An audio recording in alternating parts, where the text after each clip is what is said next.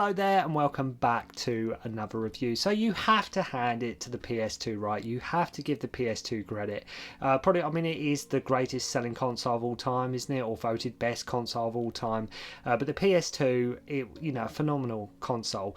But it really come into like a world of its own during the latter years of its cycle. During them last 2 or 3 years, there were some amazing games. And the games were looking incredible for the time anyway. But during that time, as I say, during the latter years, I mean, it was home to many masterpieces of gaming, none more so than 2005's Shadow of the Colossus. Obviously here today I'm talking about the 2018 remake, which is a remake done right. Talk about like taking an already beautiful, amazing game and just made it even more beautiful and more epic.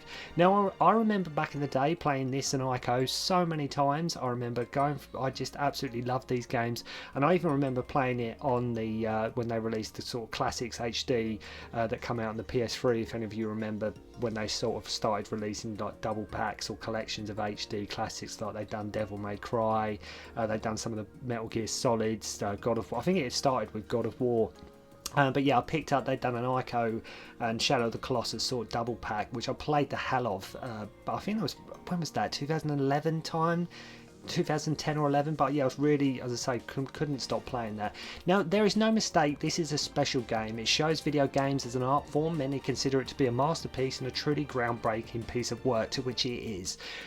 Shadow of the Colossus, I mean, I can review the original, but I'm just talking about the remake here today, and I thought I'd do the remake because I can sort of give an overview of sort of the original and the new, and just explain to you why Shadow of the Colossus is so awesome. Many of you should know that it is. You should know that anyway, but to the uninitiated, I thought I'd just go through and just say why, it is such a phenomenal game, why it is such a groundbreaking piece of work. And at its core, the game is it's very simple. You as one day have to defeat 16 Colossi to save a girl. It really is as simple as that, but the way the landscapes, the environment and the world you enter is so enthralling, so rich and so engrossing. It was one of them games that there was no way you could not be impressed by it. There was no way playing this, even on, like I say, the PS2 back in the day. Obviously it looks a bit dated now, but there was just no way you couldn't just be captivated by this game. And the remake that they did, like I mentioned, is a remake done incredibly well. It's a remake. The remake was more than justified.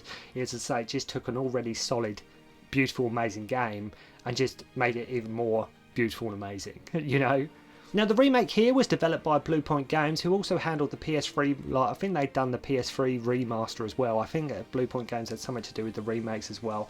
And I mentioned it's basically identical to the original game, especially in a narrative sense, just given that special touch. And to be honest, a game like this is always deserving of that, as the game should look this is the kind of game you want it to look as best as it possibly can, right? Shadow of the Colossus is one of them games you want it to look amazing. And that's why this remake, when they come out of it, was so welcomed, and I was so hyped, and I loved it, and it was just like it was so familiar, just picking the game up and just seeing it like giving this sort of graphical overhaul, but it just blew me away. As I say, the original blew me away and the remake did as well. It was just so nice to go back into that world, and just take out all the colossi and just, as I say, just get absolutely just engrossed with the game. The control scheme is remapped slightly to bring it more up to date with modern gamers, but make no mistake, this is still that classic Shadow of the Colossus experience.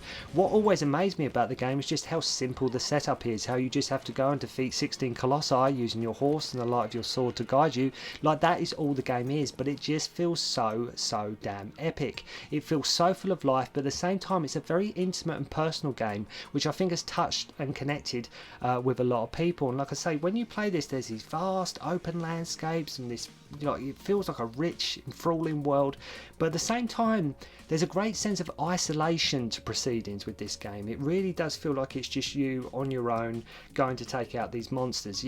There is a great sense of like I say, it's an intimate game. It feels like a very, very personal experience.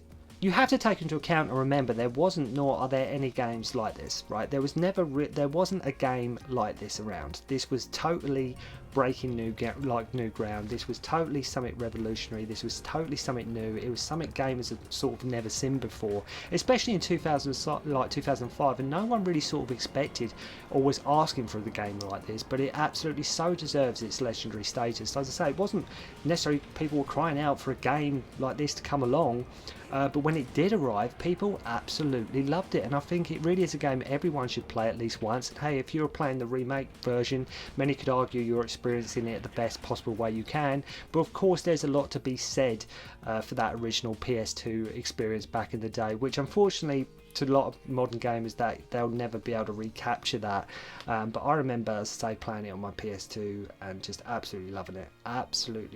As I say, no gamer, we'd never seen anything like this before. It was totally new. It was, you know what, you've got to play this game. You've got to play, you climb up these great big creatures and you take them out, and each one's different. As I say, it's like a series of boss battles, and each one you've got to figure out how to get on top of the Colossus, where its weak spot is, and so forth and so forth. But they're all so varied and so different. It's not just there's 6 or 7 of them either. There's like 16 of them.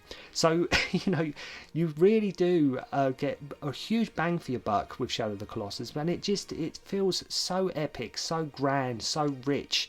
And just in its scope and just what it's trying to achieve. I mean, it's just one hell of an epic experience. My advice is to always try and play this game without any guides or help. Don't use any walkthroughs or, like I say, video tutorials. So no looking up YouTube, or don't look up videos for this game. Just go and play it for yourself, experience it for yourself, because there's a wonderful sense of achievement when you stumble upon a Colossus, you found the next Colossus, and you see it for the first time. And you're like, how the hell am I going to defeat this guy? How the hell am I going to get on top of that and start stabbing it? How the hell am I going to bring it down? But when you had that eureka moment and you figure it out after a couple of little plays, it's a great achievement. You feel a wonderful sense of achievement.